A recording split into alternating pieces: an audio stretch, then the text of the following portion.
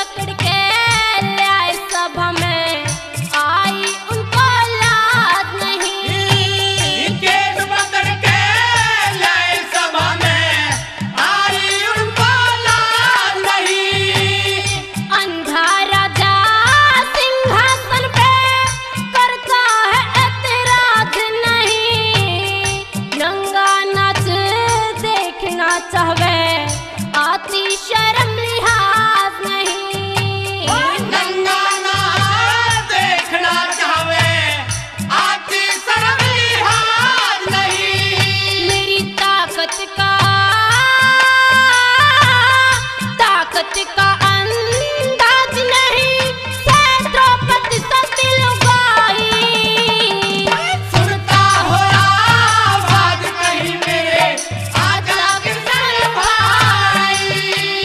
सुनता हो आवाज कहीं मेरे, आजा कृष्ण भाई। देखिए, सरपंच रतनपाल नागर अलीपुर निवासी 2100 रुपए से मान सम्मान करते हैं। सरपंच साहब का बार बार धन्यवाद।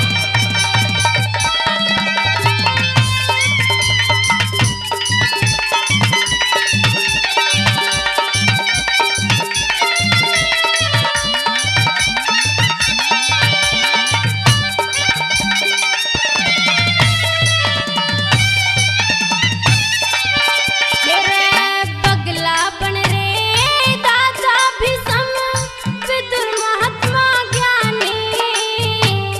नंगी जंग दिखा दुर्योधन, बोले कड़वी वाणी। नंगी जान दिखा दुर्योधन, बोले कड़वी वाणी। सूत पुत्र मन वेश्या कह गया, फिर राखी बिन छाणी। रोकी टोकी का डर को न्यायी, करण लगी मनमानी। रोक टोक का डर को न ये, करण लगे मनमानी। द्रौपदी रानी के संग में आज हो रही घड़ी अंघाई। सुनता हो आवाज कहीं मेरे, आजा कृष्ण भाई। सुनता हो आवाज कहीं मेरे, आजा कृष्ण भाई।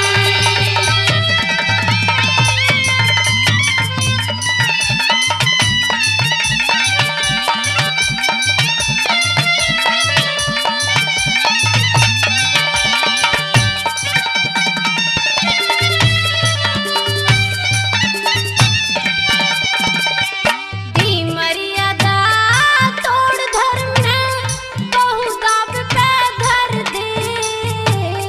मर जाई पे धूल पड़ी मेरे, पतियों ने हद कर दी।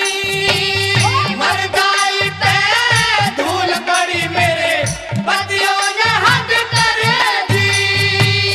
नाड़ झुका के बैठे पांचों, चेहरे ऊपर कर दी।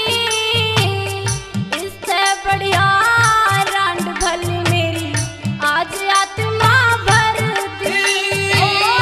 इससे बढ़िया रान भली मेरी, आज आत्मा भर दी। शर्माए ना बेदर्दी, वो बहु जारी नगन जाई। सुनता हो आवाज कहीं मेरे, आजा कृष्ण भाई।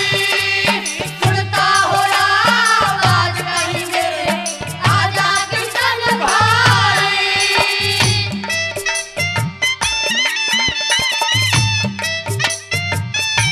और देखिए, सरपंच हरेराम यादव अलीपुर निवासी 3100 रुपए से मान सम्मान करते हैं। सरपंच साहब का बार बार धन्यवाद।